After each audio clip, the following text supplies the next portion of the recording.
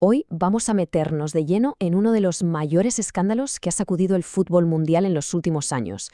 Una investigación que ha puesto en el punto de mira a una de las instituciones deportivas más grandes del planeta, el Fútbol Club Barcelona. Vamos a ver qué hay detrás de todo esto. Y todo arranca con esta cifra, 8,4 millones de euros. Esta es la cantidad que está en el epicentro de todo el escándalo, una cifra que ha puesto en tela de juicio casi 20 años de fútbol español. Porque claro, aquí viene la pregunta clave. La pregunta de los 8,4 millones, de hecho. ¿Por qué el Barça le pagó esa cantidad durante 17 años seguidos a una empresa que era del número 2 de los árbitros en España? Para que nos hagamos una idea de la magnitud del asunto, hay que entender bien los detalles. No estamos hablando de un pago puntual, de un favor aislado, no. Hablamos de una relación económica que se extendió durante casi 2 décadas. Y en el centro de toda esta trama tenemos a esta persona, José María Enríquez Negreira. Su puesto es fundamental para entenderlo todo. Como vicepresidente del Comité Técnico de Árbitros, tenía poder directo para evaluar a los árbitros de la Liga Española, para decidir sus ascensos y descensos. O sea, su influencia era sencillamente enorme. Y si miramos la cronología, la cosa se pone aún más interesante. Fijaos, los pagos no son cosa de un único presidente. Atraviesan hasta 4 mandatos diferentes, desde 2001 hasta 2018. Y aquí viene el detalle clave, la guinda del pastel. Los pagos se cortan de raíz justo cuando Negreira deja su cargo en el comité. Una coincidencia como mínimo llamativa, ¿verdad? Claro, con un rastro de dinero tan claro y que se extiende durante tanto tiempo, la pregunta es inevitable. ¿Quién o quiénes están en el punto de mira de la justicia por todo esto? Pues la lista, ojo, llega hasta la mismísima cúpula del club.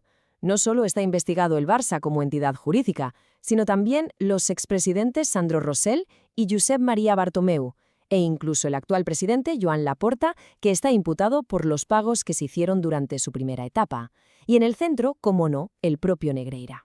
A ver, que el dinero se movió es un hecho probado, nadie lo discute. La gran batalla legal y mediática está en el porqué, y aquí es donde tenemos dos versiones que chocan frontalmente. Por un lado, la versión del Barça es que se pagaba por informes técnicos sobre árbitros y por asesoramiento verbal, algo que, según ellos, es una práctica habitual en el fútbol de élite. Pero la sospecha del juez instructor apunta a algo mucho más turbio, que esos millones de euros buscaban en realidad asegurar un arbitraje neutral, o para que nos entendamos, comprar un trato de favor.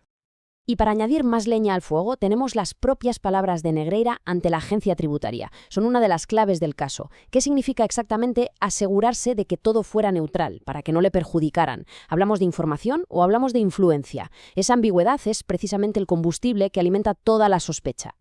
Pero hay más. La cosa se complica cuando el Barça, en 2018, corta el grifo de los pagos. La reacción de Negreira es enviar una carta amenazante, diciendo que si no les seguían pagando, iba a revelar ilícitos que dañarían al club. Para la Fiscalía, esta es la prueba del algodón. Vamos, si los servicios eran legales y transparentes, ¿a qué venía esa amenaza de destapar irregularidades? Como es lógico, un terremoto de estas dimensiones no se queda solo en un juzgado.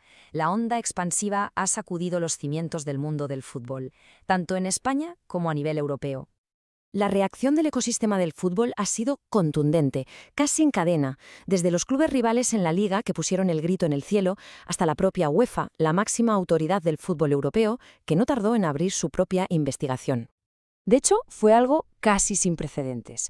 La práctica totalidad de los clubes españoles firmaron un comunicado conjunto para mostrar su profunda preocupación.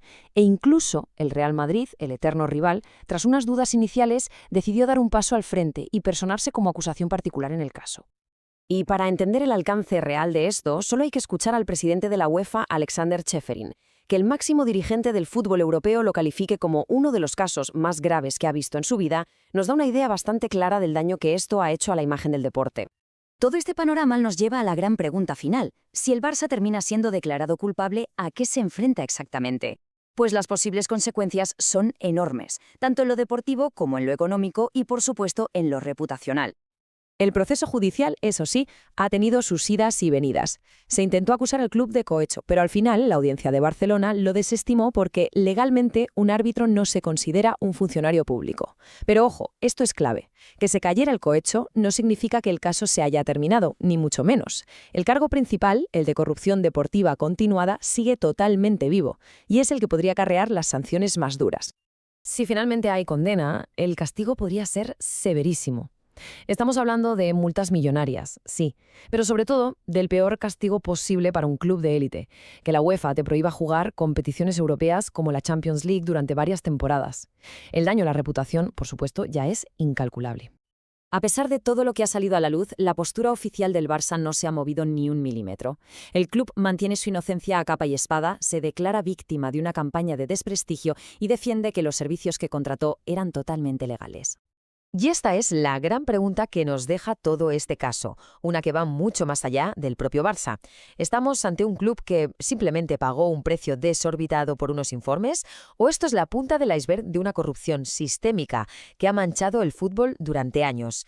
La respuesta que den los tribunales no solo sellará el destino del club, sino que podría cambiar para siempre las reglas del juego en Europa.